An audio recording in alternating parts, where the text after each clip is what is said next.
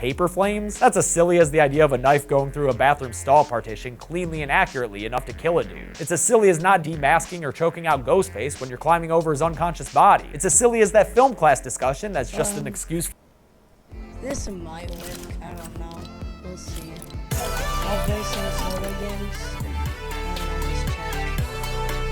For the movie to be meta, and give Joshua Jackson some acting practice after the Mighty Ducks movies. Basically, this is a movie that tried to be serious and ended up a little silly, which is admittedly better than Scream 3, a movie that tried to be silly and ended up a flaming trash can of a movie. Number 2. Like I said, I had a hard time deciding, but my number 2 Scream movie is Scream 4. Ultimately, I think it came down to Scream 4 having great gore and not having that horrendous cafeteria scene. God damn, I hate that thing. I'll be honest and say I was kind of fundamentally against this movie even existing, since I felt like the Scream storyline was pretty strongly concluded after the OT. But it is fun to check back in on so many characters over a decade after we last saw them. Also, I greatly appreciate how Scream 4 course corrects the tone of the series after Scream 3 veered uncontrollably towards comedy. The movie does a good job bringing the series out of the 90s, updating the technology to include live streams and viral videos, and updating its genre commentary to include discussions about reboots and the Saw-type movies that had come out since Scream 3. It's not scary, it's gross. I hate all that torture porn shit. Stab being on the 7th installment is pretty funny, and that joke's part of the double fake-out meta opening, which doesn't make complete sense when you really think about it, but is a perfect culmination of how this series talks directly to the audience. There's still a lot of things that bug me though. Woodsboro looks distractingly different to me, although that might just come from my recognition of the shooting location, Ann Arbor, Michigan, home of the leaders and best. I don't like all the red herring characters who are creepy for no reason. Scream 3 was bad enough with Kincaid and Angelina, but Scream 4 is worse, with Deputy Judy emerging from the shadows like she's about to ask where her precious is, and Sydney's Aunt Kate talking wistfully and making midnight grocery runs. Also, it's a relatively small thing, but where did they come up with their big rule for horror remakes? In fact, the only surefire way to survive a modern horror movie, you pretty much have to be gay. Maybe I just haven't seen enough reboots, but can any of you give me any examples of this supposed phenomenon? I'm also a little annoyed that they didn't have the guts to kill off any of the main characters. If you're coming back to an established series after such a long absence, air that shit out, man. Inject some life.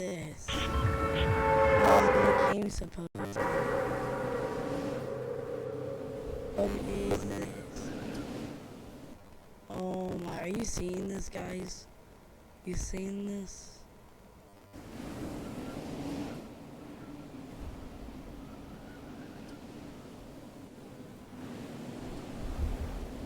Holy. Watch my game crash.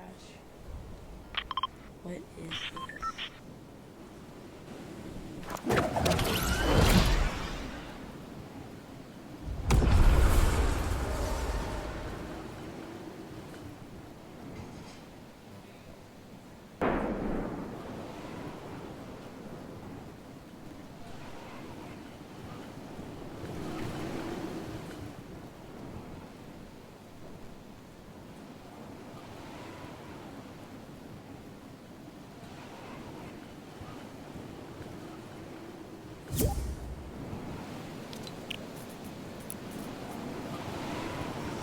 Please, game.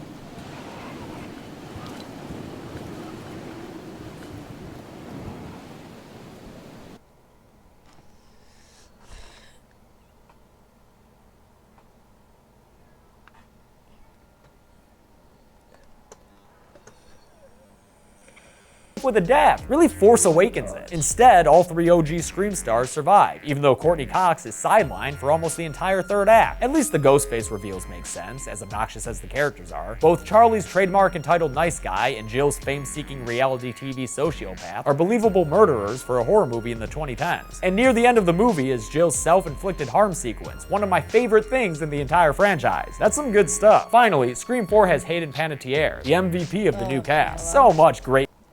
You there, Anthony? Okay, let me, and I should be live streaming.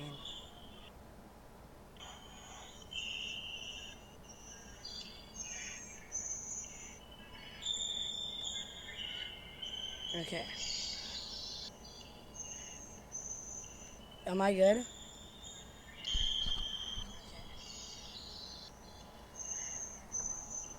Am I good? Let's see this. Okay. Who are you, Anthony? I'm the first one on the left side. Okay. Ligma's mini-map onwards. The first one on the left side.